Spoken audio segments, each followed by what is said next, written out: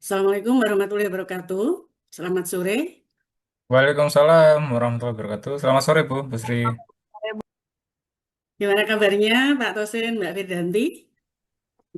Kabar Alhamdulillah baik Bu. Ya, Baik, Bu. Alhamdulillah. Baik, semua sehat. Alhamdulillah. Hari ini kita akan melanjutkan lagi untuk mata kuliah Pendidikan Pancasila dan Kewarganegaraan. Untuk hari ini kita sudah sampai pada pertemuan ke-19 ya, dari 21 kali pertemuan. Nah, kalau minggu yang lalu, maksud saya hari Minggu ya, untuk pertemuan yang ke-18 kita sudah membahas mengenai penegakan hukum di Indonesia. Nah, kemudian untuk hari ini kita akan bahas materi kaitannya dengan wawasan Nusantara.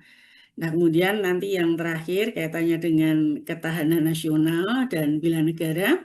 Namun demikian nanti coba diusahakan karena saya juga sudah menghubungi Pak Febri, ini akan diusahakan untuk bisa presentasi tugas kelompok 2 ya, Pak Febri dan Pak Nanang nih. Saya sudah menghubungi Pak Febri mau menghubungi Pak Nanang, mudah-mudahan nanti bisa terlaksana untuk presentasi dari kelompok 2. Nah, untuk pertemuan karena hanya tinggal 2 kali lagi, dan sebetulnya untuk pertemuan perkuliahan ini sampai dengan akhir Juni. Nah, kemudian nanti bulan Juli, nah itu baru dilaksanakan ujian akhir semester. Namun demikian, karena juga materinya sudah habis nanti untuk pertemuan ke-20, maka untuk pertemuan ke-21 nanti akan digunakan untuk ujian akhir semester. Nah, untuk itu saya mau bertanya terlebih dahulu kepada saudara-saudara sekalian, untuk perkuliahan itu lebih enak harinya Jumat sore ataupun Minggu pagi, lebih apa waktunya mungkin yang lebih cocok gitu ya. Atau mungkin memang ini ya karena kadang ada shift pagi, shift sore ya. Nah, kalau misalnya ini kemungkinan Mbak Firdanti dan Pak Tosin dapat shift pagi, nah sehingga sore bisa ya. Tapi kadang minggu juga kalau dapat shift pagi sehingga kadang tidak bisa seperti itu.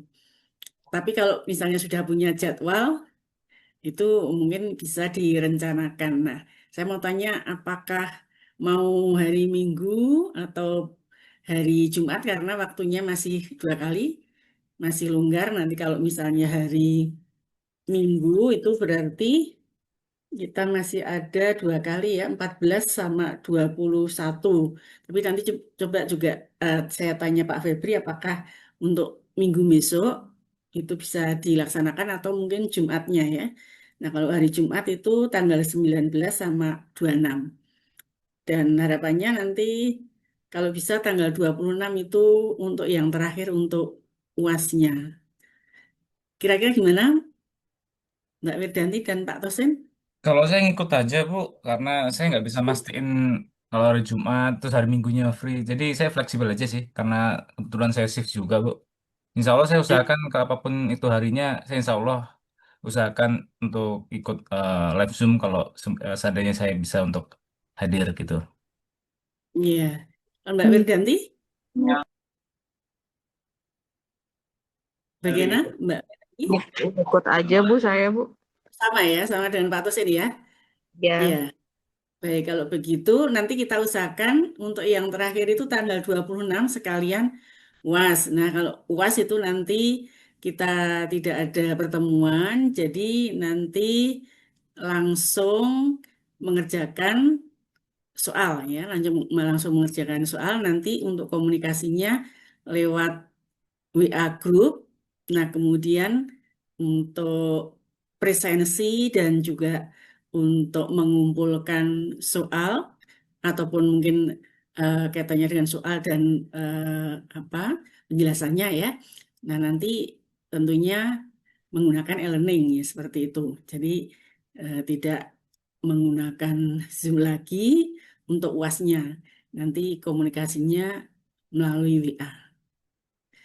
Tapi untuk yang terakhir besok, nah ini nanti kita masih pertemuan melalui Zoom dan nanti saya tanyakan dulu kepada Pak Febri apakah mau dilaksanakan hari Minggu atau hari Jumat.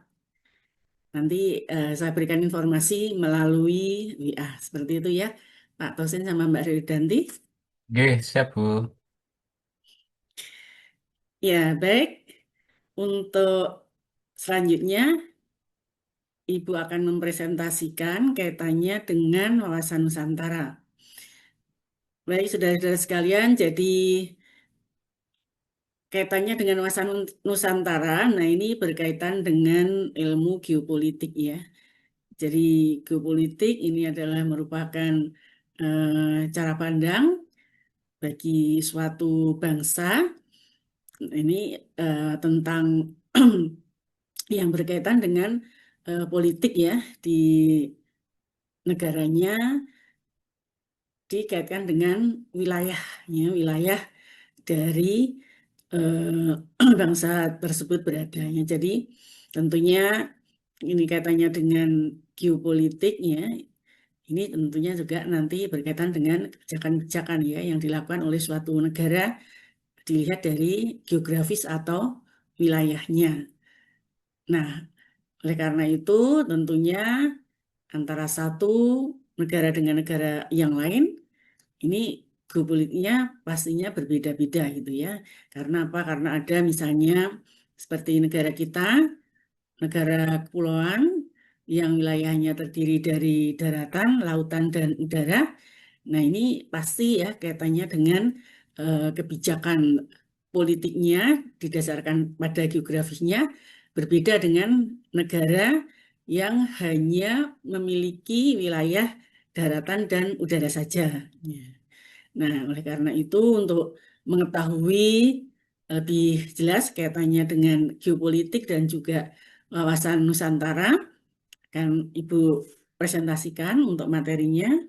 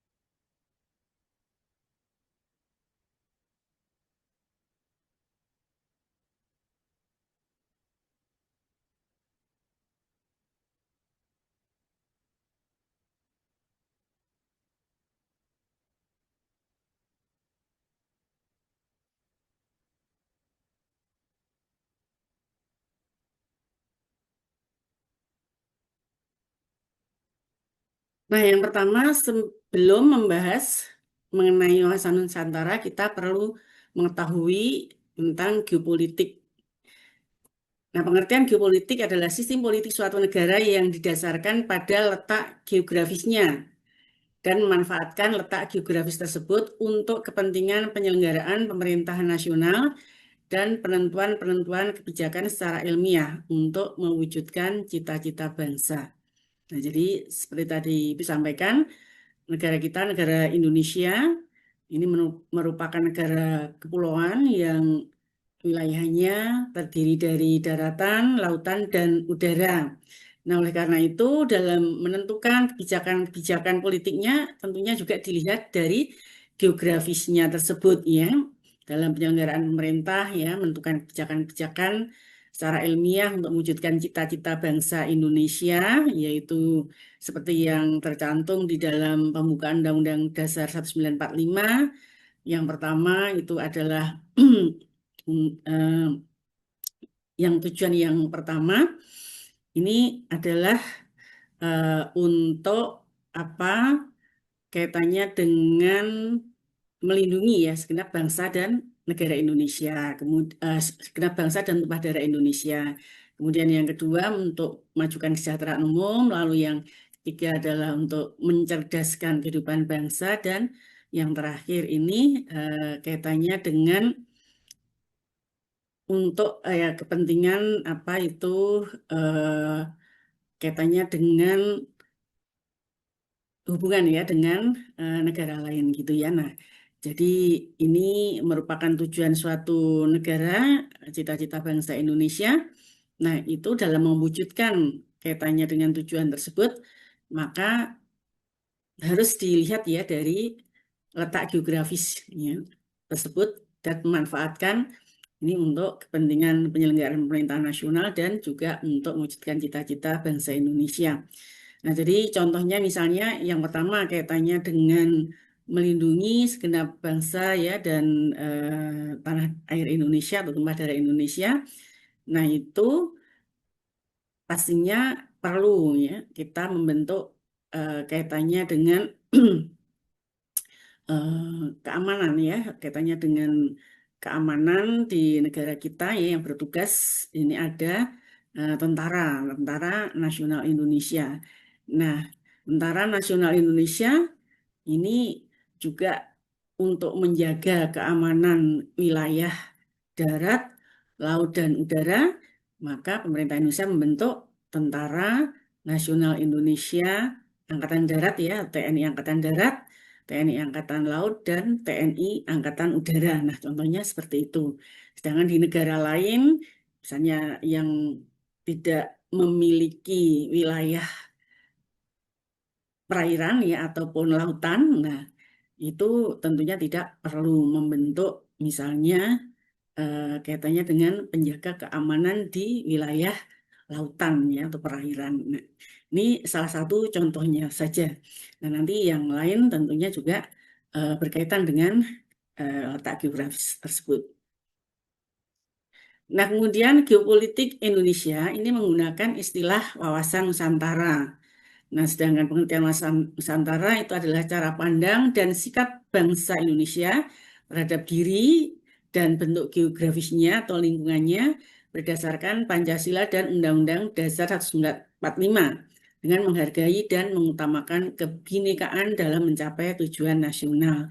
Nah, jadi karena negara kita ini merupakan negara kepulauan, wilayahnya itu terdiri dari daratan, lautan, dan udaranya, dan ini berbentuk pulau ya. Jadi wilayahnya itu terdiri dari pulau-pulau yang menyebar atau membentang dari Sabang sampai Merauke ya. Nah, seperti kita ketahui juga bahwa bangsa Indonesia yang hidup di wilayah Indonesia dari Sabang sampai Merauke, nah itu mempunyai kebinekaan ya. Jadi perbedaan-perbedaan, ada perbedaan katanya dengan agama, adat istiadat ya, budaya, kemudian suku, agama, tadi ras misalnya, bahasa ya, dan sebagainya. Nah, oleh karena itu untuk mempersatukan perbedaan-perbedaan tadi, maka dalam hal ini kaitannya dengan wawasan Nusantara ini harus menghargai dan mengutamakan kebinekaan dalam mencapai tujuannya. Jadi perbedaan-perbedaan itu harus dihargai, harus dihormati untuk mencapai tujuan nasional. Nah, kemudian berikutnya wawasan Nusantara menggunakan konsep Astagatra, yaitu merupakan hubungan bidang-bidang kehidupan manusia dan budaya. Astagatra itu ada 4 gatra ya, 8 gatra ya, Asta itu 8 gatra, 8 aspek. Nah, di sini dibagi menjadi 2, ada Trigatra dan Pancagatra. yang berlangsung di atas bumi dengan memanfaatkan segala kekayaan alamnya. Jadi nanti kemudian dari 8 aspek tadi lalu dibagi menjadi 2, ada 3 aspek dan 5 aspek atau disebut dengan istilah Trigatra dan Pancagatra. Nah, di sini Trigatra itu adalah aspek alamiah yang terdiri dari penduduk, kemudian ada sumber daya alam, lalu wilayah atau geografis. Nah, penduduk adalah manusia yang mendiami suatu negara.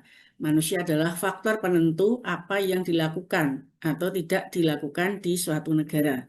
Ya, jadi aspek alamiah bangsa Indonesia ya ataupun negara Indonesia ya. Nah, itu ada 3 ya. Jadi aspek wilayah negara Indonesia itu ada 3. Yang pertama adalah penduduk. Nah, penduduk ini merupakan penduduk Indonesia ya yang berdiam di Indonesia merupakan faktor penentu atau istilahnya sumber daya alam ya, sumber daya manusia maksudnya, sumber daya manusia Indonesia.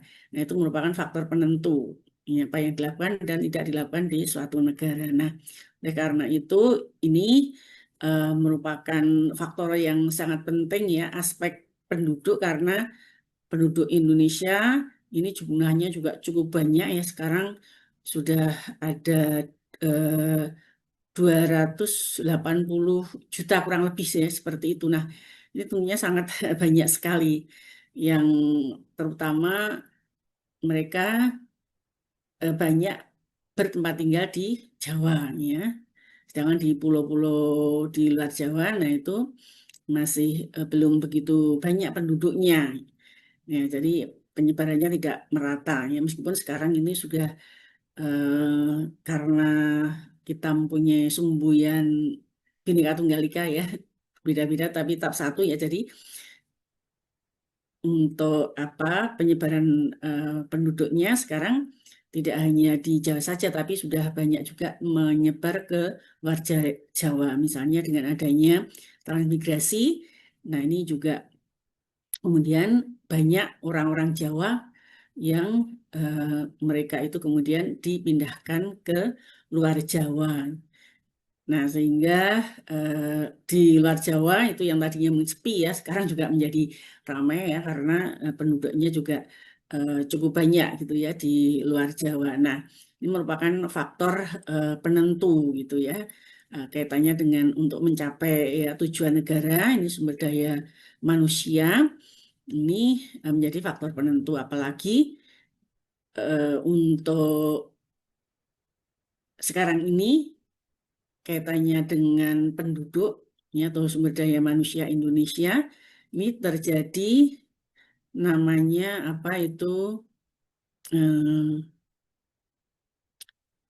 kelebihan atau apa kaitannya dengan kelebihan penduduk atau jumlah penduduk yang banyak itu ada di penduduk usia yang produktifnya seperti itu. Nah, ini tentunya menjadi tantangan gitu ya bagi bangsa Indonesia. Nah, ini karena jumlahnya penduduk yang produktifnya, nah itu sekarang ini terjadi di Indonesia ya. Jadi usia usia sekitar 17 tahun sampai 62 tahun ya. Nah, itu dianggap sebagai usia yang produktif ya. Nah, atau 60 tahun ya, masih usia produktif. Nah, oleh karena itu harus dimanfaatkan atau terjadi istilahnya bonus demografi ya. Bonus demografi. Nah, ini harus dimanfaatkan sebaik-baiknya supaya bisa digunakan ya untuk mencapai tujuan negara. Kalau kemarin misalnya kaitannya dengan apa yang disampaikan oleh Presiden ke-7, kemudian dilanjut oleh misalnya Gibran ya sebagai wakil presiden. Nah, itu sering menyebut-nyebut kita ini sekarang sedang mengalami bonus demografi gitu ya. Nah, jadi usia produktif itu yang lebih banyak. Nah, oleh karena itu harus bisa dimanfaatkan sebaik-baiknya. Nah, namun demikian kaitannya dengan masalah politik ya, harusnya yang diutamakan itu adalah pendidikan, karena kalau berdasarkan statistik itu untuk penduduk Indonesia yang lulus sarjana, nah itu baru sedikit ya, kalau dibandingkan dengan SMA, SMP. Jadi yang mendominasi itu adalah lulusan SMA. Nah, oleh karena itu ini harus ditingkatkan ya, tapi kenyataannya untuk misalnya biaya pendidikan ya, nah ini dikurangi gitu ya. Nah, itu digunakan untuk MBG misalnya ya, seperti itu. Nah, sehingga itu tentunya berbeda gitu ya antara MBG sama pendidikan gitu ya.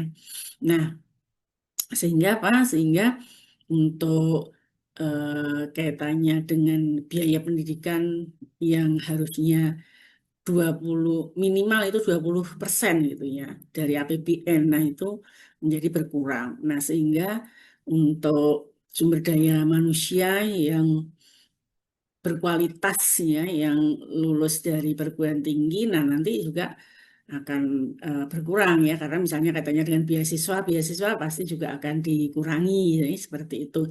Nah, sehingga ini akan berpengaruh ya pada kualitas sumber daya manusia Indonesia. Kemudian sumber daya alam. Nah, sumber daya alam adalah segala sumber dan potensi alam yang terdapat di bumi, laut, dan udara dalam suatu wilayah negara. Nah, kaitannya dengan sumber daya alam, Indonesia itu sumber daya alamnya sangat melimpah gitu ya, dan juga mempunyai apa itu ya nilai yang tinggi gitu ya, yang itu sebetulnya bisa dipergunakan untuk mensejahterakan bangsa Indonesia. Namun demikian ya ternyata banyak dikorupsi gitu ya oleh para pejabat-pejabat ya ataupun elit-elit politik ya yang di atas yang memegang kekuasaan. Nah, sehingga meskipun Indonesia sudah merdeka selama 80 tahun ya, eh, dari tahun 45 sampai 26, 80 eh, mau 81 tahun. Nah, ini ternyata belum bisa memberikan kesejahteraan nih kepada bangsa Indonesia. Nah, padahal sumber daya alamnya itu sangat melimpahnya yang ada di bumi, misalnya ada misalnya minyak, gas ya, kemudian ada batu bara, ada nikel, ada emas ya. Emasnya juga cukup banyak. Nah, itu yang ditemukan di Papua ya, dan juga sekarang juga di mana itu Gorontalo. Nah, itu merupakan gunung-gunung emas itu ya yang tentunya nilainya sangat tinggi ya. Nah, namun demikian ya itu tadi karena pengelolaannya kurang bisa mengelola dengan baik ya. Kemudian juga banyak dikorupsi. Nah, sehingga ini tidak memberikan kesejahteraan bagi rakyat ya, tapi hanya untuk kelompok-kelompok tertentu ya. Nah, sehingga ini sangat merugikan bagi bangsa Indonesia. Kemudian untuk lautnya, nah itu juga belum digali eh, sedemikian rupa ya, belum banyak dimanfaatkan. Nah, sehingga masih banyak kekayaan alam dari laut itu yang belum bisa dimanfaatkan oleh bangsa Indonesia. Jadi contohnya misalnya kaitannya dengan ikan ya. Nah, ikan itu ya banyak yang masih tradisional ya. Jadi belum seperti misalnya Jepang gitu ya. Nah, ikan itu kalau di Jepang banyak ya pengusaha-pengusaha kaitannya dengan perikanan itu misalnya menggunakan apa untuk menangkap ikan menggunakan kapal yang besar, nah kemudian langsung diolah juga di situ ya. Nah nanti apa itu keluar itu sudah menjadi ikan yang diolah misalnya sarden dan sebagainya. Jadi tidak seperti di Indonesia ya. Nah, di sini masih banyak yang menggunakan misalnya perahu-perahu tradisional oleh nelayan-nelayan kecil ya seperti itu. Nah, harusnya juga bisa mengalami kemajuan gitu ya kalau pemerintah itu juga memperhatikan nelayan. Nah, kemudian ya ruang udara juga sudah dimanfaatkan misalnya untuk lalu lintas transportasi udara misalnya ya, kemudian juga dimanfaatkan ya misalnya untuk apa itu eh ya kaitannya dengan penggunaan ya fasilitas misalnya apa yang untuk komunikasi ya sekarang kan juga pasti juga menggunakan apa misalnya seperti internet apa itu kan juga harus melalui udara ya jadi ini juga sudah dimanfaatkan ya oleh bangsa Indonesia. Nah, ini tentunya juga merupakan aset ya. Udara itu juga merupakan aset bagi bangsa Indonesia. Nah, kemudian wilayah atau geografis. Nah, geografi suatu negara adalah segala sesuatu pada permukaan bumi yang dapat dibedakan antara hasil dan proses alam dan hasil ulah manusia dan memberikan gambaran tentang karakteristik wilayah ke dalam maupun keluarnya. Jadi kaitannya dengan penduduk, kemudian sumber daya alam dan juga kaitannya dengan wilayah atau geografisnya ya. Nah, ini merupakan aspek alamiah ya. Jadi itu harus apa itu diperhatikan kaitannya dengan penduduknya atau SDM-nya, kaitannya dengan sumber daya alamnya, kemudian kaitannya dengan letak geografisnya. Nah, secara geografis ya kita itu juga diuntungkan ya karena misalnya apa ya kita itu diapit ya oleh dua benua dan dua samudra ya yang besarnya. Nah, ini eh, banyak digunakan juga untuk lalu lintas oleh eh, negara-negara lain ya kapal-kapal asing ya yang melewati wilayah Indonesia ya karena kita juga mempunyai apa wilayah lautan gitu ya. Nah, ini juga tentunya menguntungkan ya bagi bangsa Indonesia misalnya kapal-kapal asing yang lewat ya kemudian singgah di Indonesia apa ngisi bahan bakar misalnya ya atau kemudian juga singgah di Indonesia untuk ya membeli barang-barang ya yang ada di Indonesia ataupun berwisata dan sebagainya. Nah, itu juga tentunya sangat menguntungkan ya bagi bangsa Indonesia. Nah, kemudian berikutnya Pancagatra ya. Jadi ini merupakan aspek sosial. Ada 5 aspek yang termasuk aspek sosial. Kalau tadi aspek alamiah, kalau ini aspek sosialnya. Yaitu ada ideologi, politik, ekonomi, sosial budaya, pertahanan, keamanan. Atau kalau disingkat IPOLEK, Sosbud, Hankam. Ya, jadi yang pertama kaitannya dengan ideologi. Nah, kita mempunyai ideologi yang berbeda dengan negara-negara lain, yaitu ideologi kita adalah ideologi Pancasila. Ya, nah ini dijadikan ya sebagai eh, pedoman ataupun landasan ya bagi bangsa Indonesia untuk mencapai cita-cita ya bangsa Indonesia atau tujuan bangsa dan negara Indonesia, yaitu Pancasila.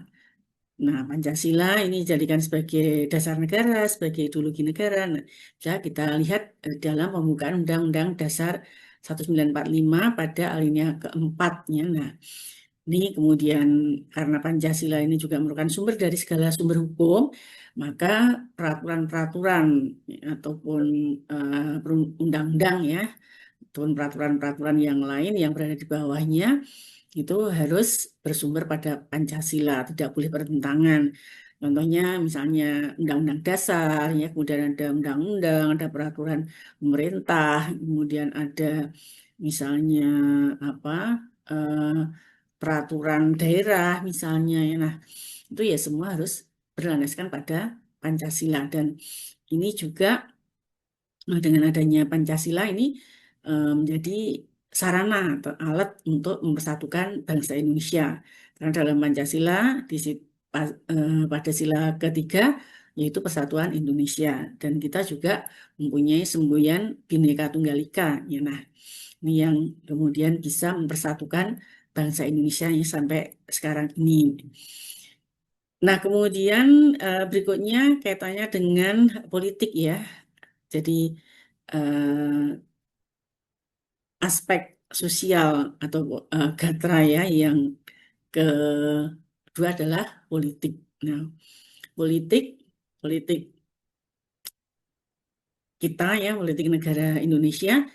Nah, ini tentunya juga bersinggungan atau berkaitan ya tentang dengan kekuasaan ya, dengan kaitannya dengan negara, dengan kekuasaan, dan itu juga sudah diatur di dalam Undang-Undang Dasar 1945. Nah, tentunya katanya dengan politik juga menyesuaikan dengan perkembangan politik ya, perkembangan politik di dunia, perkembangan politik itu ya yang diinginkan oleh rakyat Indonesia ya. Nah, itu tertuang di dalam Undang-Undang Dasar 1945 dan juga peraturan di bawahnya misalnya undang-undang ya. Nah, ini eh, disesuaikan gitu ya dengan perkembangan zaman, disesuaikan dengan kehendak rakyat Indonesia karena kita menggunakan prinsip ya negara demokrasi ya.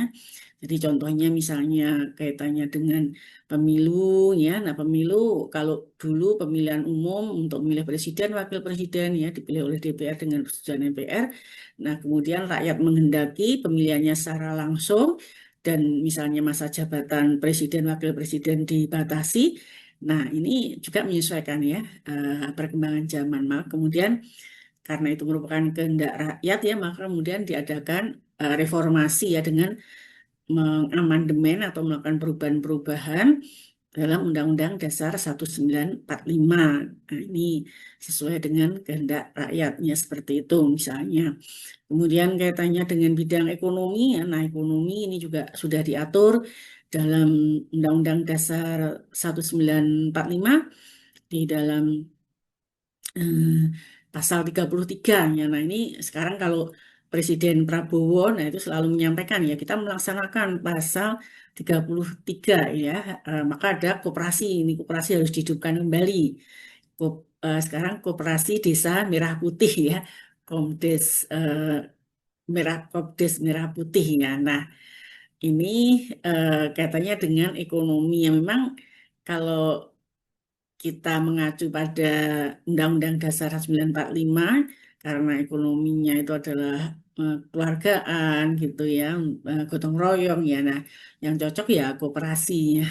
Tapi apakah ini kemudian bisa dikembangkan ya, apa yang diinginkan oleh Presiden Prabowo misalnya. Nah, ini apakah bisa terlaksana dengan baik?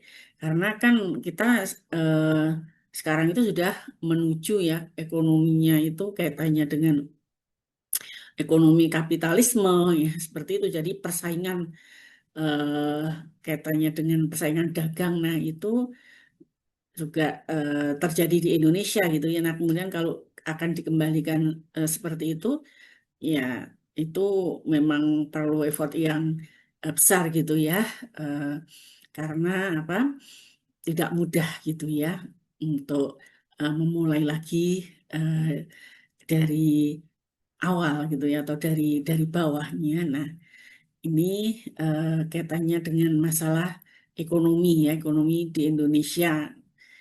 Nah, kalau sekarang apa yang menguasai ya ekonomi yang dikatakan itu adalah oligarki orang-orang yang memiliki modal kuat gitu ya. Nah, atau modal besar ini yang menguasai ekonomi Indonesia. Nah, kemudian kalau mau tadi kemudian ya dikembalikan kepada ekonomi kerakyatan, nah itu eh, tentunya juga sangat berat ya, karena tentunya waktu 5 tahun, nah itu apakah bisa ya? Sekarang saja misalnya ini baru mau mulai, nah itu sudah banyak tantangan-tantangannya ya. Nah, juga belum kelihatan ada yang berhasil misalnya ya, yang memang karena baru mulai gitu ya. Nah, ini kita juga mengapresiasi ya pada Presiden Prabowo. Namun demikian, ya tentunya kalau memang betul-betul itu akan dilaksanakan, nah itu tentunya harus apa dengan perencanaan yang matang ya, programnya jelas ya. Eh, nah juga di apa itu kelola dengan baik ataupun juga nanti kaitannya dengan ini memang misalnya dari Menteri Ekonominya juga mempunyai konsen yang eh, tinggi gitu ya terhadap keberhasilan kaitannya dengan koperasi Desa Merah Putih itu ya. Nah, ini kalau misalnya asal jalan saja ya tentunya sulit gitu ya mau berhasil malah menghambur-hamburkan uang nih seperti itu. Nah, kemudian kaitannya yang keempat yaitu gatra keempat adalah sosial budaya. Nah, sosial budaya, nah ini eh, tentunya berkaitan dengan masalah misalnya pasal 32 dan juga pasal 34. Ya, jadi kalau kaitannya dengan pasal 32 mengenai budaya Indonesia ya yang bermacam-macam. Nah, itu tentunya juga harus menjadi perhatian dari pemerintah karena itu merupakan aset bagi bangsa Indonesia. Aset yang sangat tinggi ya bagi bangsa Indonesia ya karena juga mempunyai nilai ekonomis juga ya katanya dengan budaya Indonesia. Nah, maka perlu dikembangkan dan dimajukan sesuai dengan apa yang diatur dalam pasal 32. Kemudian kaitannya dengan sosial ya. Nah, itu pasal 34 fakir miskin, anak-anak terlantar. Nah, ini juga harus diperhatikan karena itu menjadi tanggung jawab dari negara kita. Nah, ini untuk apa aturannya sudah ada ya, tinggal bagaimana pelaksanaannya. Kemudian yang berikutnya pertahanan keamanan. Nah, pertahanan keamanan juga berkaitan dengan masalah bela negara juga ya. Nah, ini karena wilayah Indonesia sangat luas, nah, maka pertahanan keamanan ini juga sangat penting ya. Pertahanan keamanan nanti ada yang berkaitan dengan pertahanan keamanan dalam negeri dan juga apa itu pertahanan keamanan ini yang kaitannya dengan mempertahankan keamanan negara Indonesia ya dari serangan dari negara lain gitu ya atau bangsa lain misalnya. Nah, itu juga penting gitu ya. Maka karena kita ini wilayahnya ada daratan, lautan dan udara ya maka untuk pertahanan keamanan itu juga ada di darat, laut maupun udara. Nah, kemudian keamanan dalam negeri juga penting ya karena apa eh, misalnya dengan adanya perbedaan-perbedaan itu juga mempunyai resiko ya untuk misalnya apa kaitannya dengan disintegrasi gitu ya. Jadi misalnya perang antar suku, perang antar agama atau nah itu konflik antar agama dan sebagainya. Nah, itu juga bisa terjadi. Nah, oleh karena itu juga penting katanya dengan pertahanan keamanan baik di dalam negeri maupun pertahanan keamanan untuk menjaga keamanan negara kita.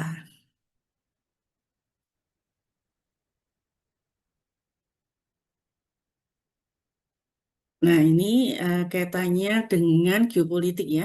Nah, kemudian selanjutnya kaitannya dengan khususnya yang berkaitan dengan wawasan Nusantara. Nah, ini akan saya lanjutkan untuk presentasinya.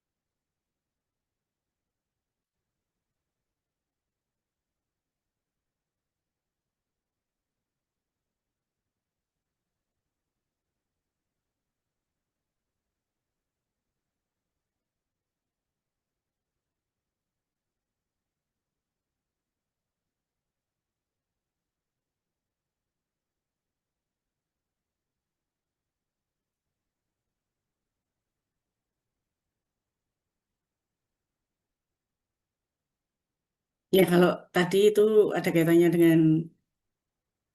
kaitannya geopolitik ya.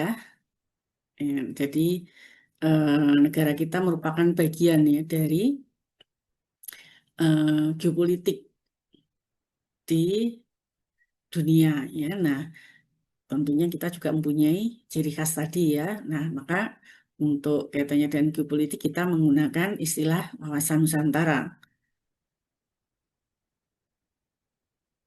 Nah, jadi saya ulangi lagi, untuk pengertian wawasan Nusantara itu adalah cara pandang bangsa Indonesia tentang diri dan lingkungannya berdasarkan Pancasila dan UUD 45 karena kita itu menggunakan dasar Pancasila dan Undang-Undang Dasar 1945 ini jadikan landasan ya di dalam kaitannya dengan mencapai tujuan negara kita.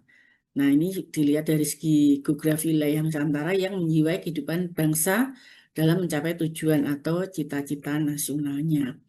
Nah, kemudian latar belakang dari wawasan Nusantara yaitu sejarah dan perjuangan bangsa Indonesia.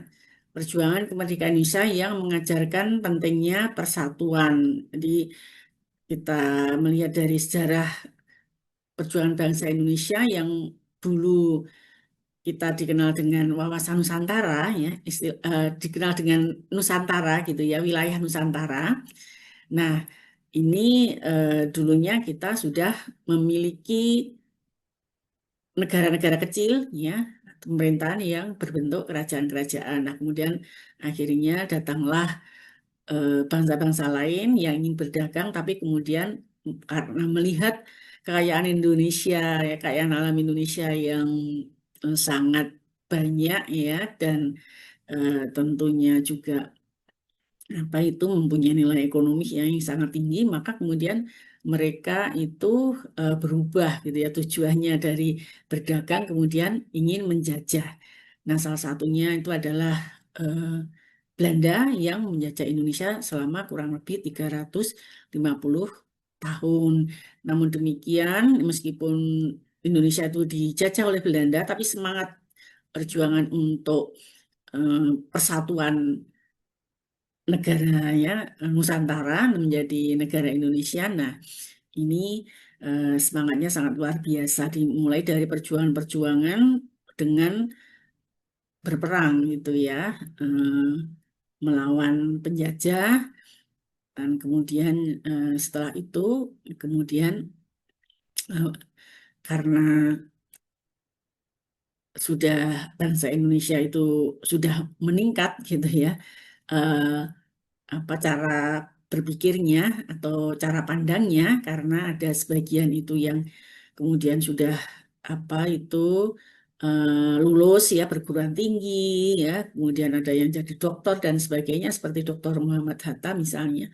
Nah, kemudian Insinyur Soekarno dan yang lainnya itu para apa pejuang-pejuang kemerdekaan. Nah, itu kemudian mereka merubah siasatnya ya tidak lagi berperang secara fisik ya tapi kemudian mereka itu berusaha untuk bisa ya mempersatukan bangsa Indonesia untuk bisa melawan penjajah tapi dengan cara non fisik ya yaitu misalnya dengan mendirikan pada waktu itu organisasi-organisasi, ada organisasi Budi Utomo misalnya ya, lalu yang Islam-Islam ada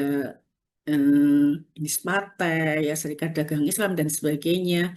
Kemudian sampai pada ada Muhammadiyah, ada Nahdlatul Ulama dan sebagainya. Nah, itu adalah tujuannya untuk berjuang, yang untuk merebut negara Indonesia ya ini dari penjajahan Belanda ya dan juga terakhir penjajahan Jepang.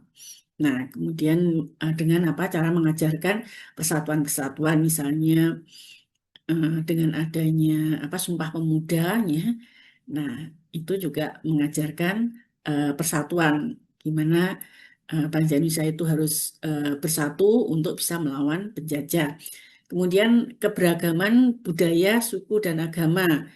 Jadi Indonesia itu karena banyak perbedaan-perbedaan ya atau keragaman baik budaya, suku, agama, kemudian bahasa ya.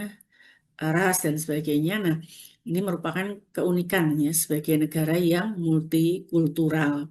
Nah, itu harus bisa dipersatukan ya dengan eh, Bhinneka Tunggal Ika ya dengan Pancasila yang seperti itu. Nah, kemudian letak geografis Indonesia sebagai negara kepulauan yang strategis ya.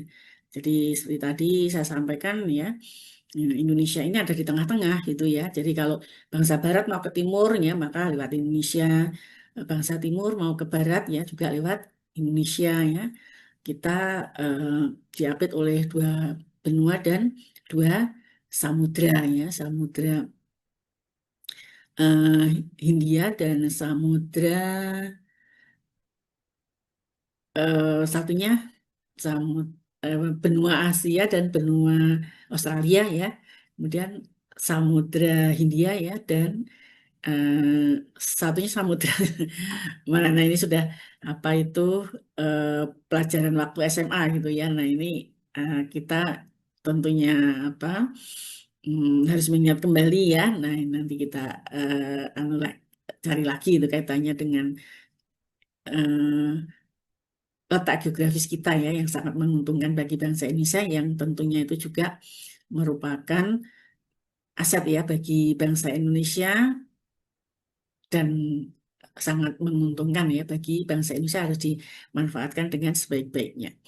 Nah, kemudian berikutnya kaitannya dengan asas wawasan Nusantara, ini ada kepentingan nasional, kemudian kesatuan wilayah, kesejahteraan dan keamanan, dan juga kebinekaan. Nah, kepentingan nasional yaitu untuk menjaga kepentingan bersama di atas kepentingan individu atau golongan.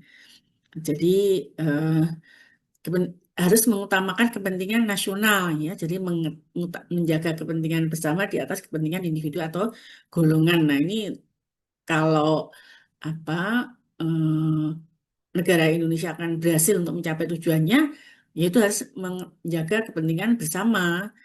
Namun demikian dalam kenyataannya, nah itu banyak dimanfaatkan untuk menjaga kepentingan individu atau golongan ya. Nah, sehingga sampai sekarang ini Indonesia itu tidak mengalami kemajuan gitu ya.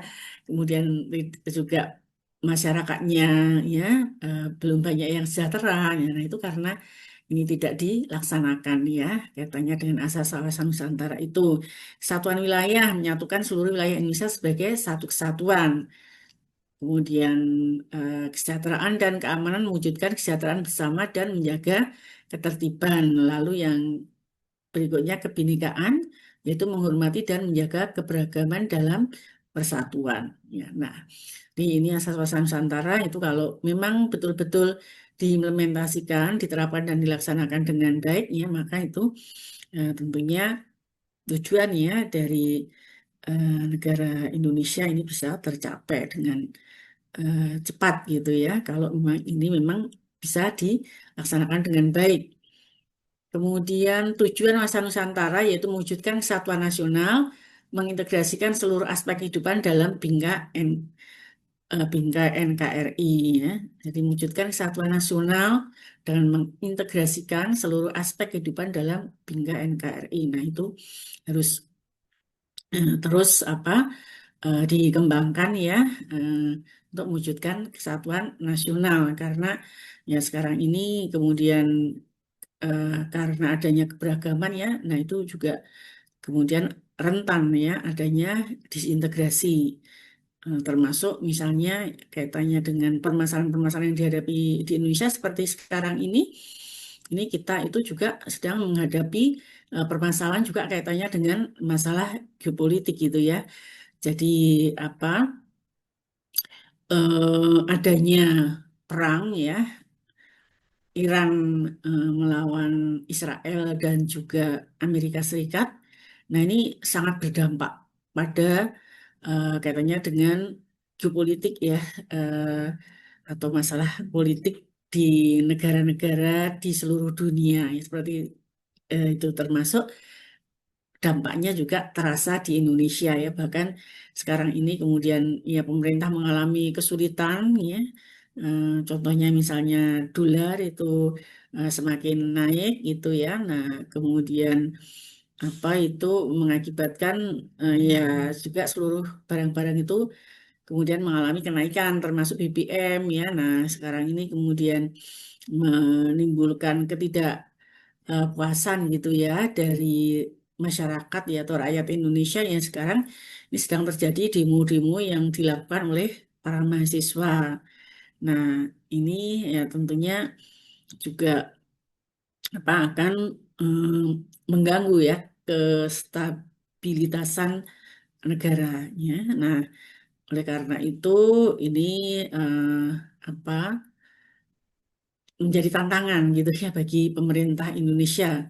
Bagaimana caranya untuk bisa mengatasi keadaan tersebut itu ya. Nah, mudah-mudahan nanti bisa diselesaikan dengan baik ya dan tidak terjadi kekhawatiran apa yang dikhawatirkan oleh bangsa Indonesia terjadi krisis moneter ya. Kalau sampai terjadi krisis moneter, nah ini juga nanti akan berdampak ya pada keamanan misalnya ya. Nah, misalnya apa terjadi kemudian ketidakpuasan, demo-demo besar-besaran dan itu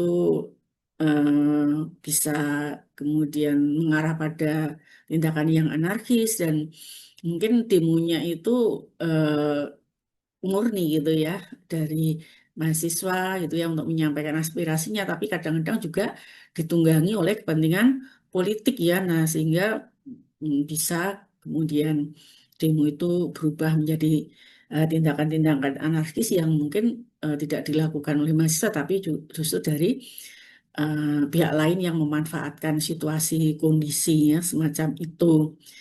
Nah, ini diharapkan ya tidak berkembang ya semakin buruk gitu ya. Nah, mudah-mudahan bisa diatasi oleh pemerintah. Kemudian meningkatkan rasa nasionalisme, memupuk cinta tanah air dan kebanggaan sebagai bangsa Indonesia.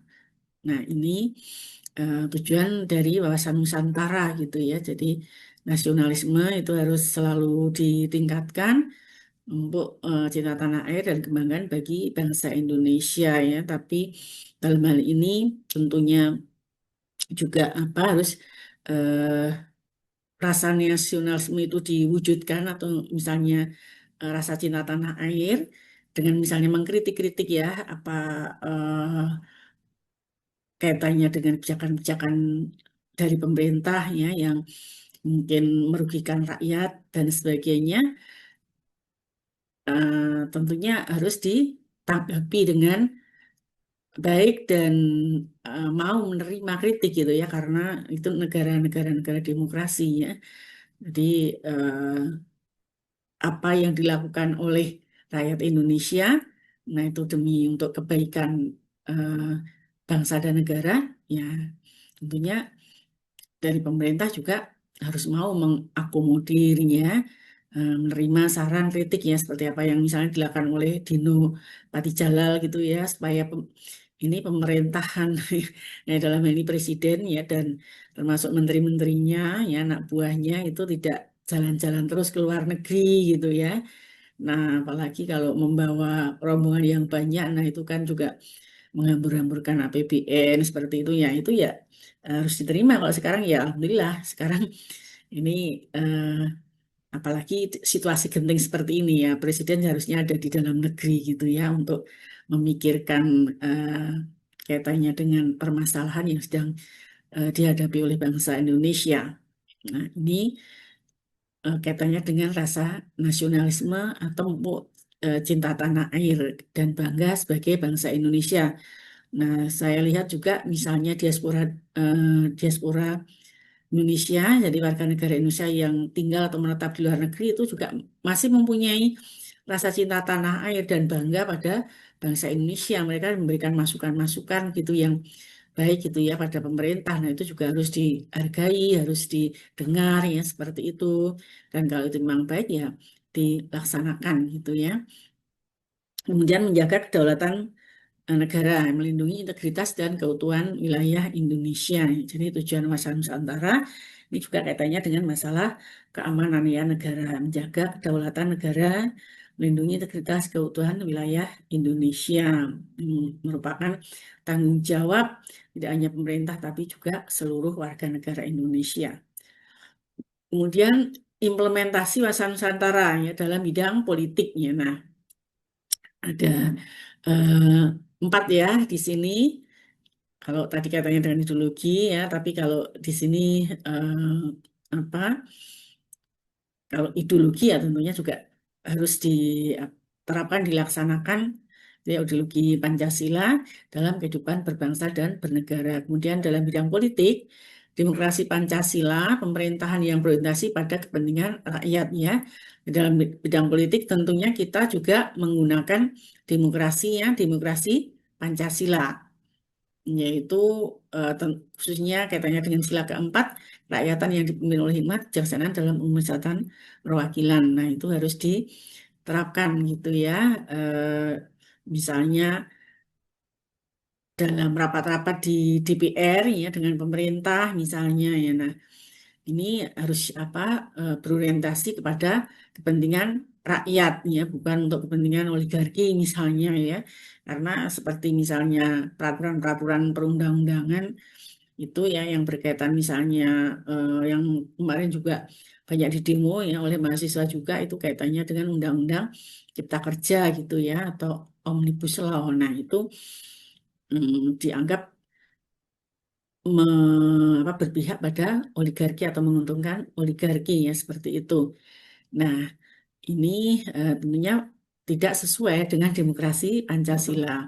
Kemudian yang ekonomi, pemerintahan pembangunan dan kesejahteraan rakyat ya. Jadi ekonomi, nah ini juga harus meratakan pembangunan di seluruh wilayah Indonesia ya. Tidak ada diskriminatif, misalnya oh pembangunan di Jawa saja ya, di luar Jawa kurang. Nah itu namanya diskriminatif. Jadi harus merata ya. Jadi di Jawa, di luar Jawa ya, pembangunan juga harus merata dan juga ditujukan untuk kesejahteraan rakyat. Kemudian bidang sosial budaya menjaga harmoni dan toleransi antar kelompok masyarakat. Ya, jadi ini karena tadi ada perbedaan-perbedaan kaitannya dengan sosial budaya, yang miskin, yang kaya misalnya ya, lalu perbedaan-perbedaan dalam adat istiadat budaya, ya, agama dan sebagainya. Nah, di sini harus menjaga bangsa Indonesia itu harus menjaga harmoni dan toleransi antar kelompok masyarakat yang berbeda-beda tadi. Kemudian bidang pertahanan keamanan memperkuat pertahanan negara melalui partisipasi masyarakatnya. Nah, kalau sekarang itu ada namanya apa ya? Itu pemerintah punya program namanya Komcat kalau nggak salah ya. Nah, itu kaitannya dengan ini eh, keamanan ya, untuk pertahanan keamanan itu menjadi cadangan gitu ya.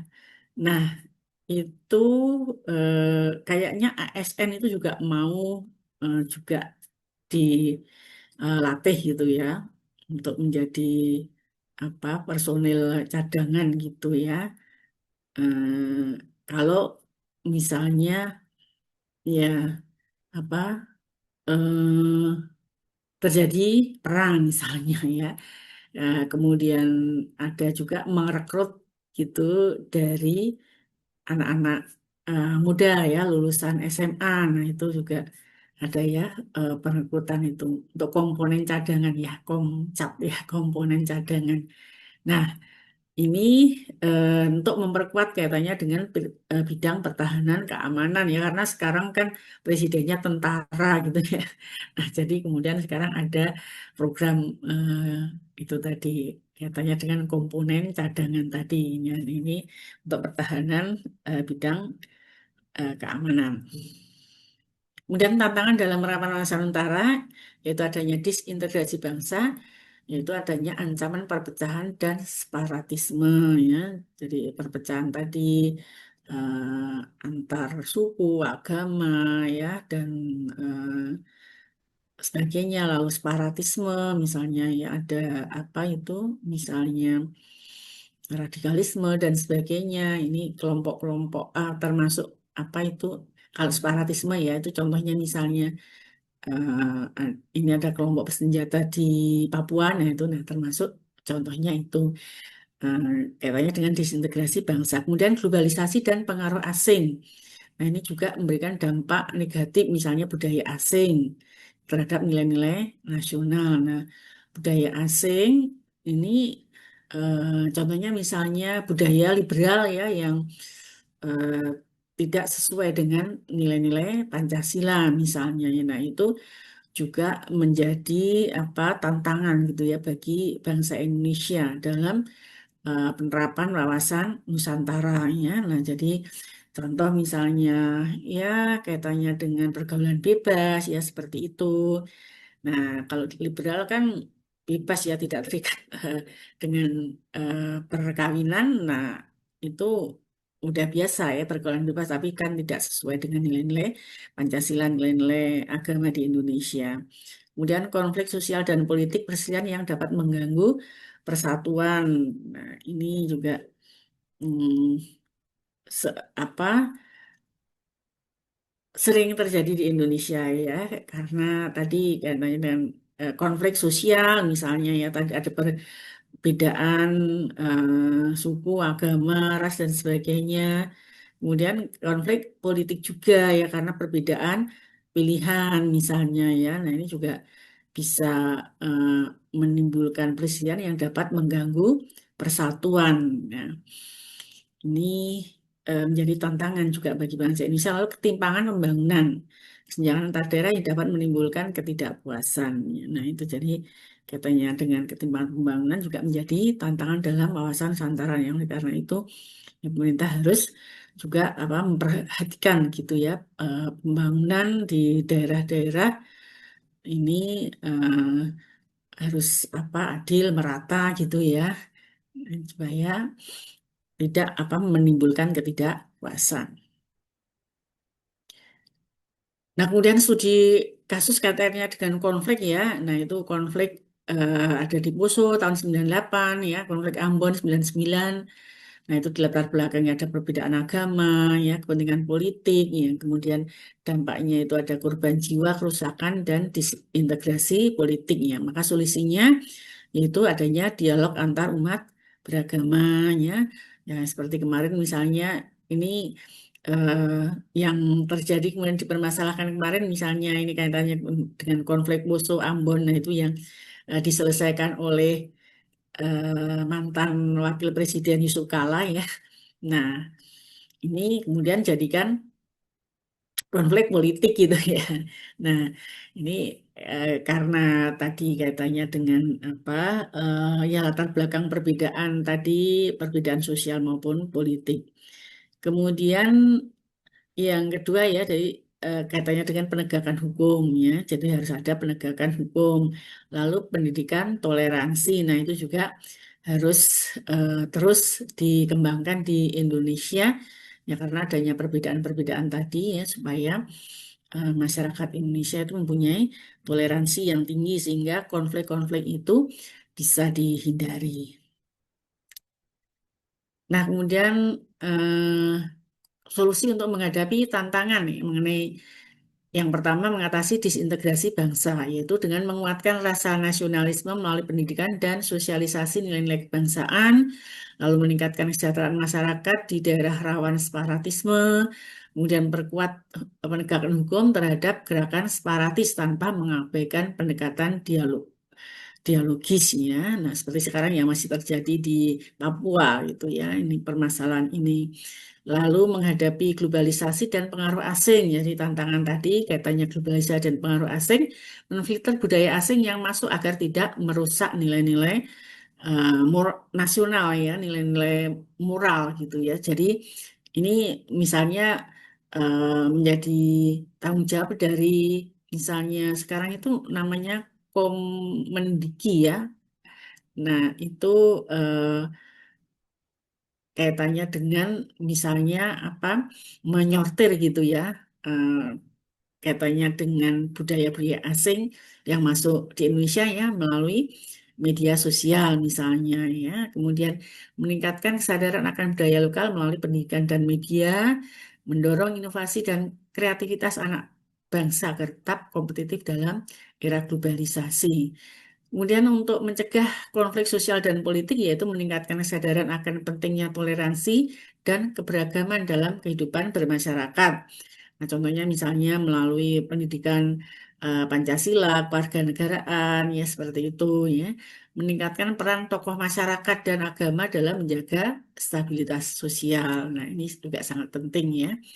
Lalu menegakkan hukum secara adil dan transparan untuk mencegah ketidakpuasan yang berujung konflik.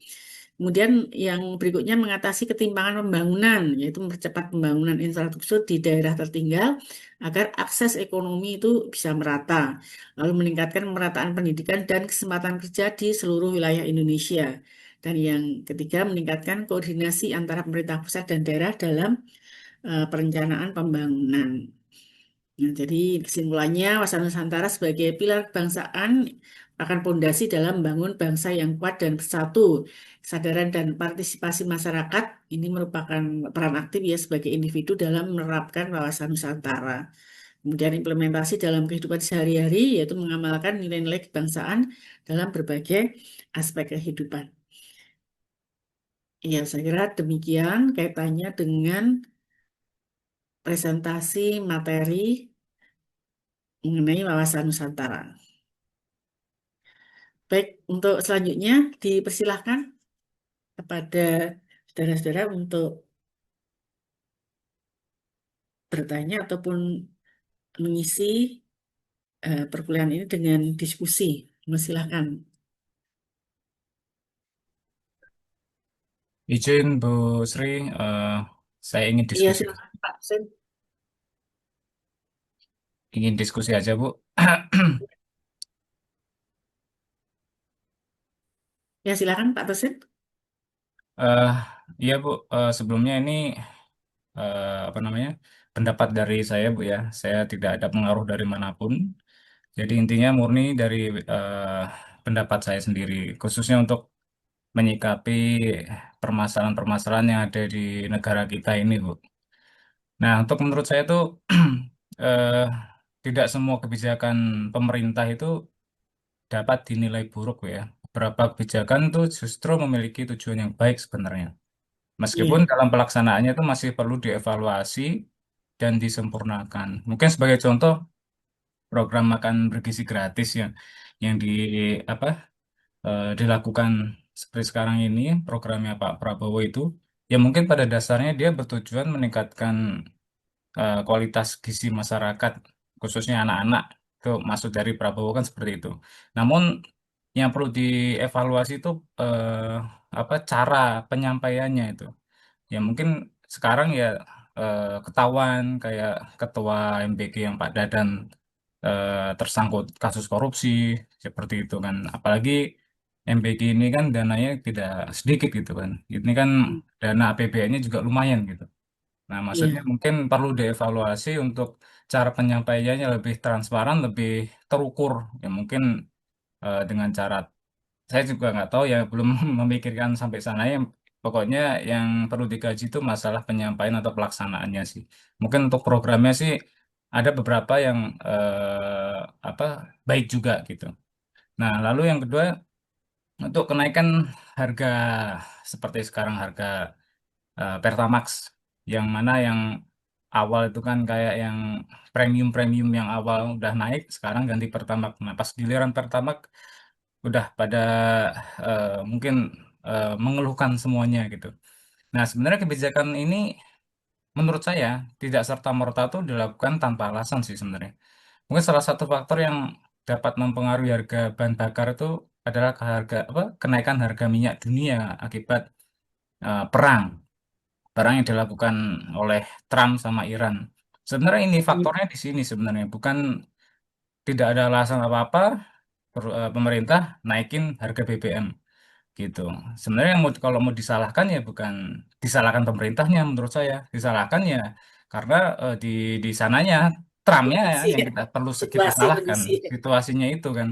Nah, cuma dengan cara apa dengan adanya apa namanya peningkatan harga minyak ini kan mau nggak mau kan nggak selamanya kita harus disubsidi. Kalau kita disubsidi terus kan namanya nanti lama-lama APBN negara bakalan mengalami defisit. Ujung-ujungnya apa? Ujung-ujungnya negara kita dianggap tidak stabil secara ekonomi, akhirnya investor kabur lagi, rupiah makin naik lagi kan gitu.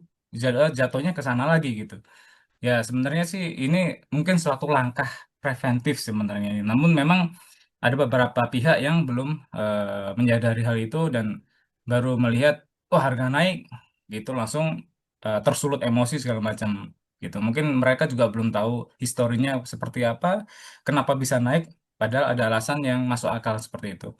Nah, terus di sisi lain kebijakan yang saya sangat setuju Bu ya untuk pemerintah ini yang eh, khususnya kebijakan ekspor yang satu pintu itu merupakan langkah yang berpotensi memberikan dampak positif sih bagi negara.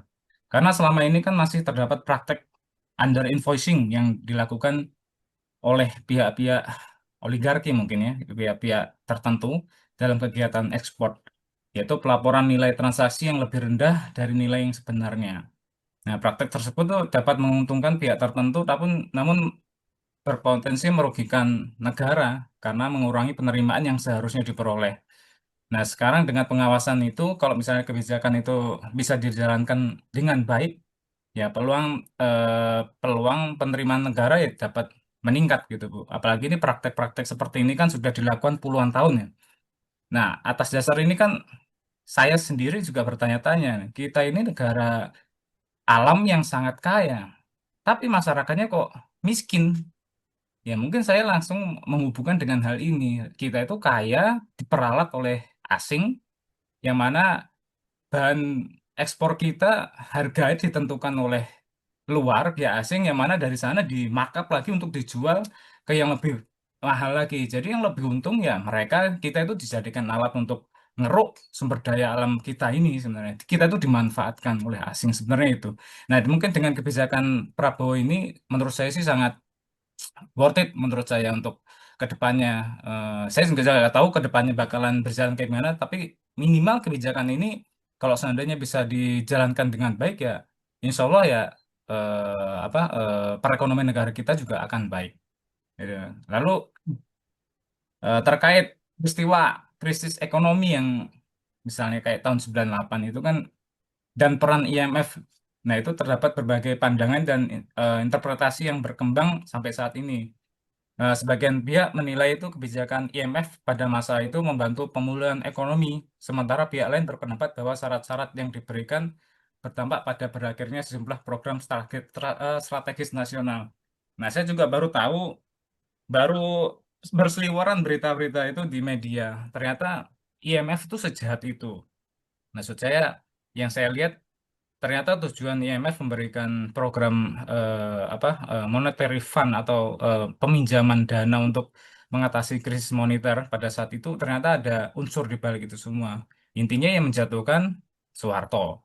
Lalu untuk Habibie sendiri syaratnya untuk tidak dilanjutkan program pesawat yang diciptakan oleh Habibie pada B.J. Habibie sudah mempunyai apa mimpi yang luar biasa ya, bisa menciptakan pesawat, bisa eh, karya anak bangsa yang mana bisa digunakan untuk negara kita. Nah, itu asing tidak suka dengan hal itu.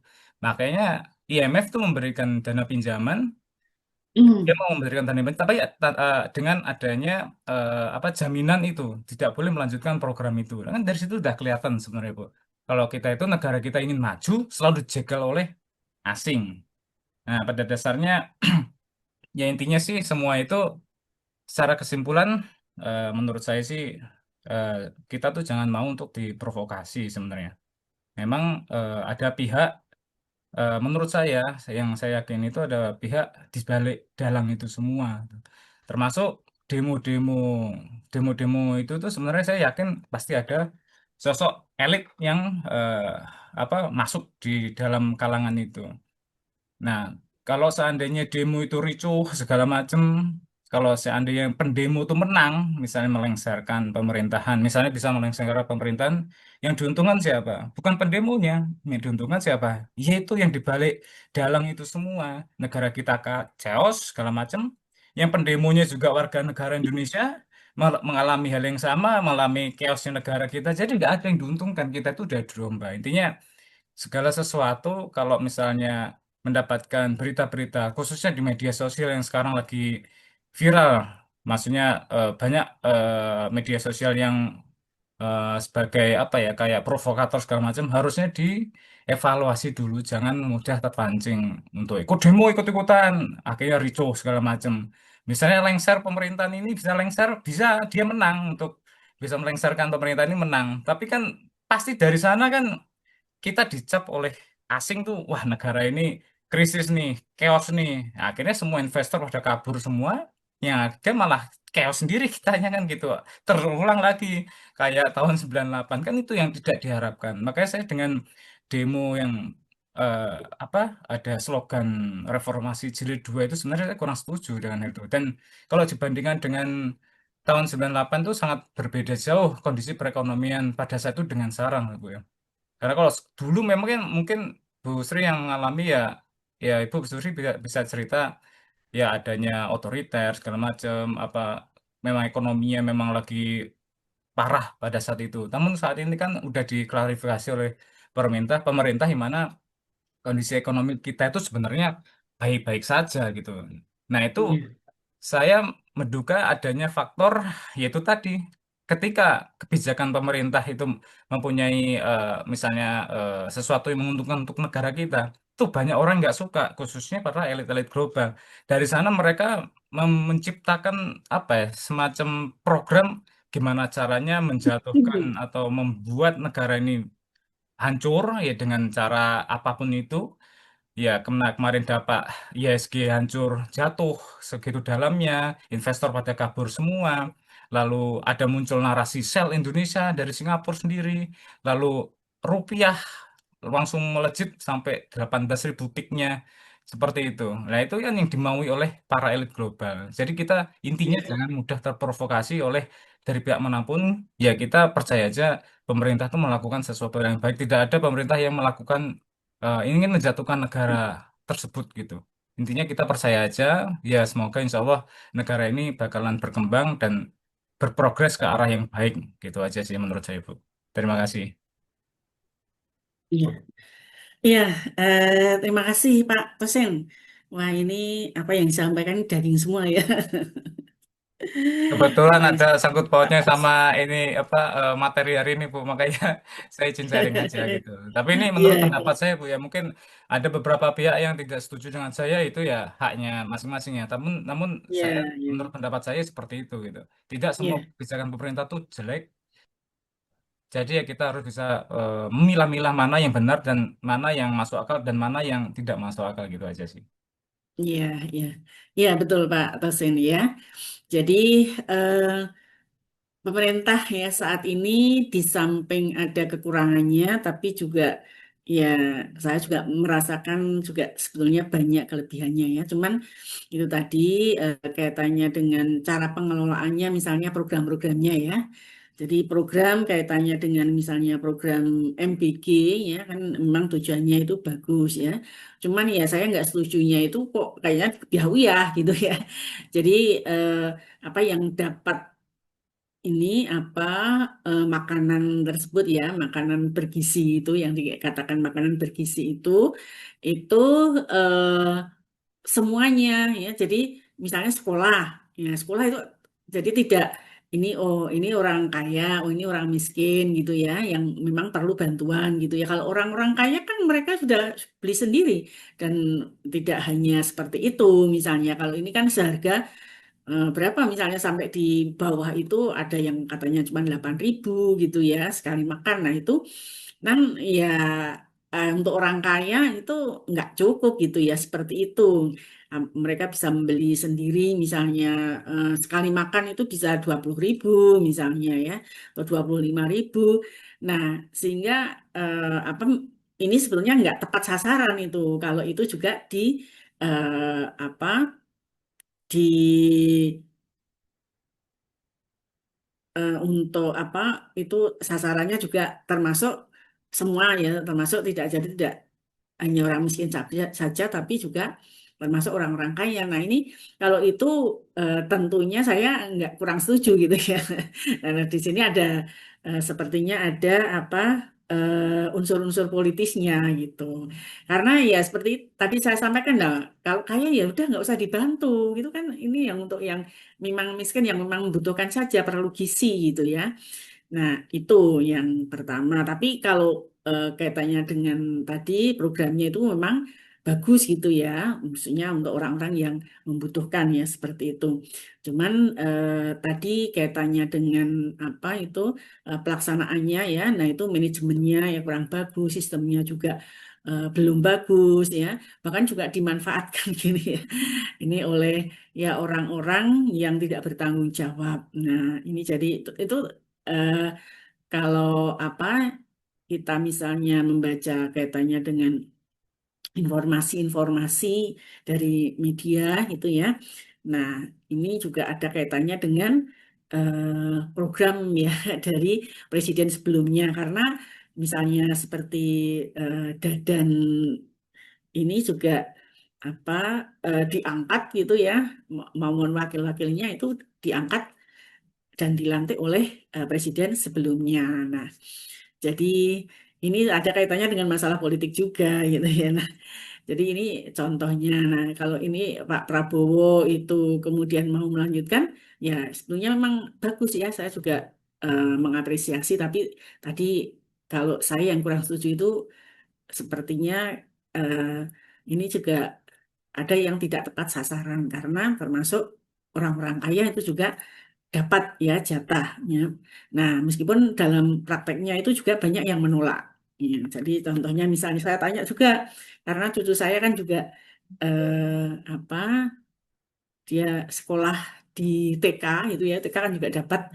Nah, ini di lingkungan sekolahnya ada eh, 40 berapa persen gitu ya yang menolaknya. Tapi karena itu yang mau menerima 50% lebih, ya kemudian akhirnya diberikan gitu ya. Tapi ya yang menolak dia tidak mau menerima, nggak tahu itu kemudian yang nggak mau diterima itu kemudian kemana ya seperti itu ya, karena nggak jelas ya kaitannya dengan mekanismenya ya, sistemnya ya seperti itu masih perlu diperbaiki, dievaluasi. Kemudian kaitannya dengan misalnya program kaitannya dengan ketahanan pangan. Nah, itu ketahanan pangan saya juga mengapresiasi sekali gitu ya kaitannya dengan program Pak Prabowo yang itu ternyata juga berhasil. Meskipun dulu eh, itu rencananya adalah 4 tahun ya, itu untuk ketahanan pangan atau swasembada pangan.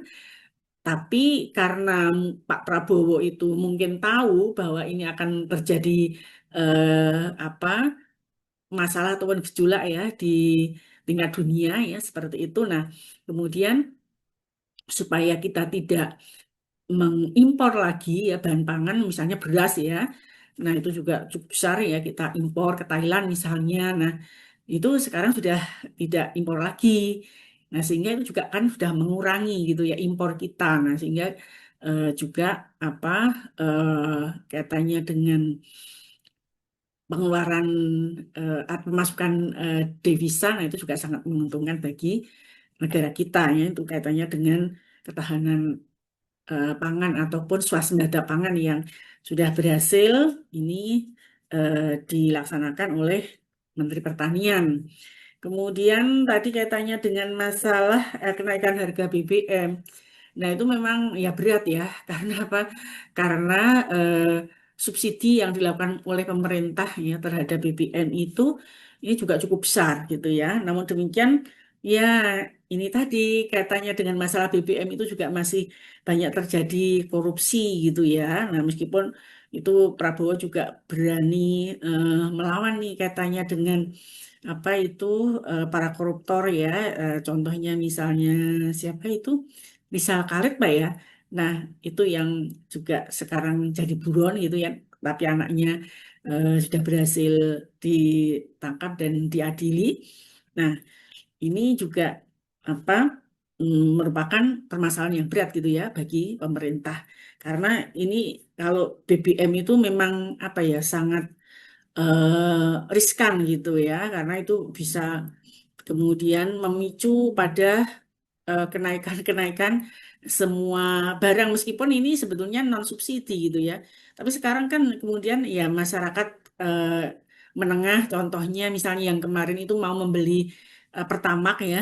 Eh, Nah, ini kemudian karena merasa berat, nah kemudian ya, itu tadi dipicu tadi kemudian akhirnya yang meluapkan ketidakpuasannya misalnya. Tapi ya hal-hal semacam ini kemudian tadi saya sampaikan itu kadang ada yang murni mahasiswa, kadang mahasiswa juga ada yang dibayar itu ya sekarang juga ini ya untuk kepentingan-kepentingan politik tertentu ya pihak-pihak tertentu itu, nah itu karena uangnya itu sangat banyak gitu ya hasil korupsi. Nah, kemudian juga digunakan gitu ya untuk memanfaatkan ya situasi ini ya dengan mempengaruhi ya sekarang itu kan mahasiswa dipengaruhi, perguruan tinggi itu juga dirusak gitu ya. Nah, ini juga aduh sangat memprihatinkan ya. Jadi eh, berat sekali ya tugas dari presiden yang sekarang ini. Kemudian kaitannya dengan ekspor satu pintu tadi ya. Nah, ini juga sebetulnya niatnya baik karena ya dulu itu banyak diberikan kebebasan gitu ya kepada para oligarki ya para pengusaha yang kemudian apa ya mereka mengambil keuntungan yang sangat besar ya yang itu sangat merugikan bangsa Indonesia. Jadi harusnya itu sumber daya alam itu dinikmati oleh bangsa Indonesia untuk kesejahteraan bangsa Indonesia sehingga sampai sekarang ini kita belum bisa sejahtera karena hanya diminati oleh orang tertentu dan juga bekerja sama dengan orang asing ya seperti itu. Nah, jadi termasuk tadi kaitannya dengan IMF juga ya. Nah, ini juga memang pengaruhnya sangat besar gitu. Nah, untuk apa ya pemerintahan Indonesia pada masa-masa sebelumnya seperti itu ya. Nah, kalau sekarang kemudian Pak Prabowo itu tidak mau tergantung pada IMF ya. Nah, ini kemudian eh, ya itu tadi kemudian bekerja sama dengan pihak-pihak yang memang mereka itu masih ingin ya eh, keberlanjutan ya pada kaitannya dengan kebijakan-kebijakan politik sebelumnya. Nah, sehingga ini menjadi tugas yang sangat berat ya bagi pemerintahan sekarang untuk menyadarkan masyarakat itu juga sulit karena apa? Ya masyarakat Indonesia itu kan itu apa kebanyakan itu adalah masyarakat bawah yang kurang mengetahui ya kaitannya dengan masalah pengetahuan yang seperti ini ya, masalah kaitannya dengan politik ya. Nah, sehingga mudah untuk di apa dibodohi ya ataupun dimanfaatkan gitu ya oleh pihak-pihak tertentu yang terus menginginkan kekuasaan terus berlanjut ya ataupun terus ini menginginkan eh, ya kondisi yang sebelumnya ya tidak adanya perubahan ya karena memang apa ini tentunya berkaitan dengan masalah kekuasaan ya. Nah, kekuasaan itu ada yang mengatakan ya kekuasaan itu candu gitu ya sehingga terus ingin berkuasa terus sampai dengan anak keturunannya ya seperti itu.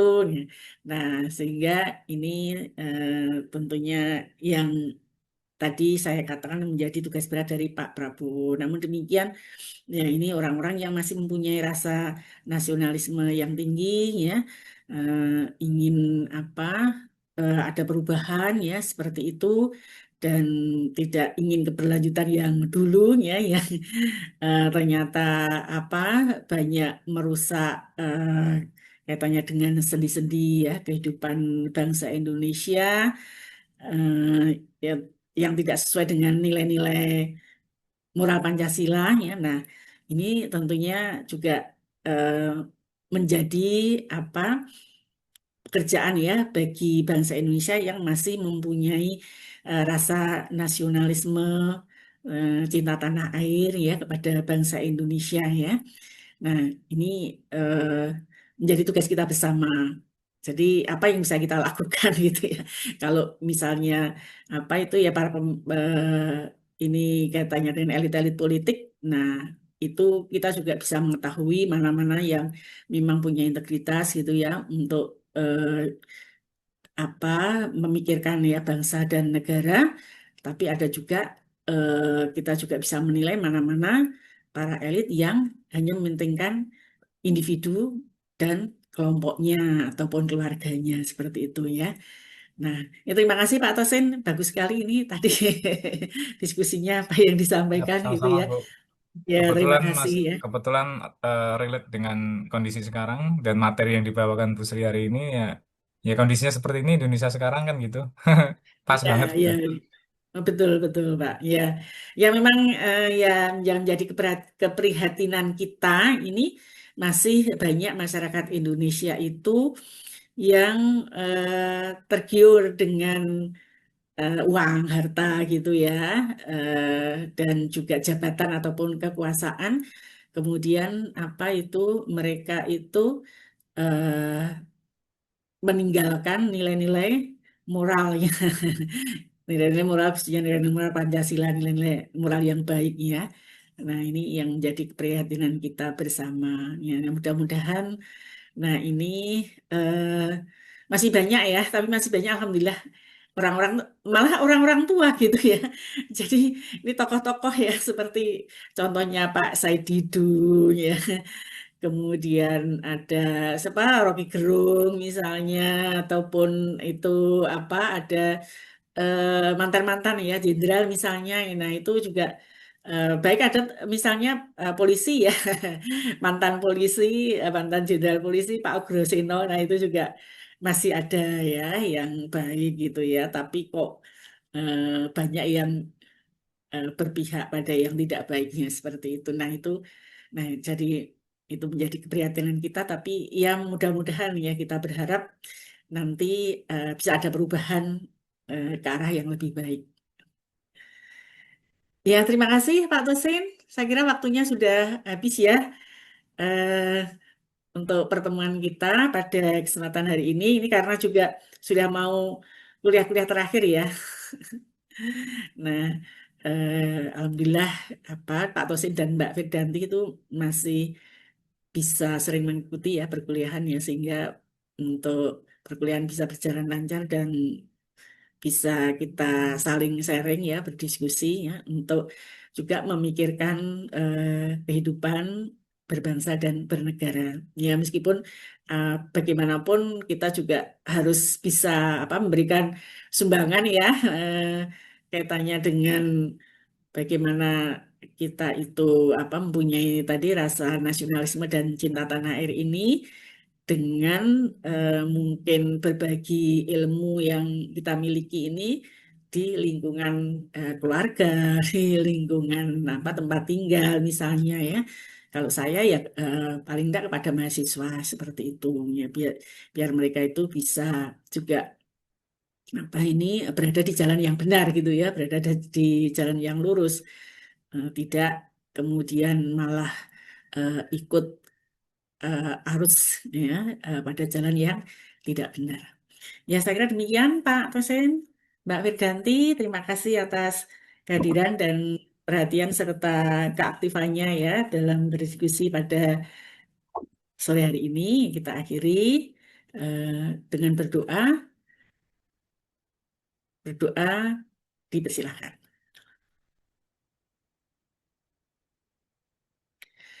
Berdoa selesai. Terima kasih. Saya akhiri. Wassalamualaikum warahmatullahi wabarakatuh. Waalaikumsalam warahmatullahi Sore. wabarakatuh. Terima kasih Bu Sri. Ya, sama-sama Pak Tasin. Live dulu, ya.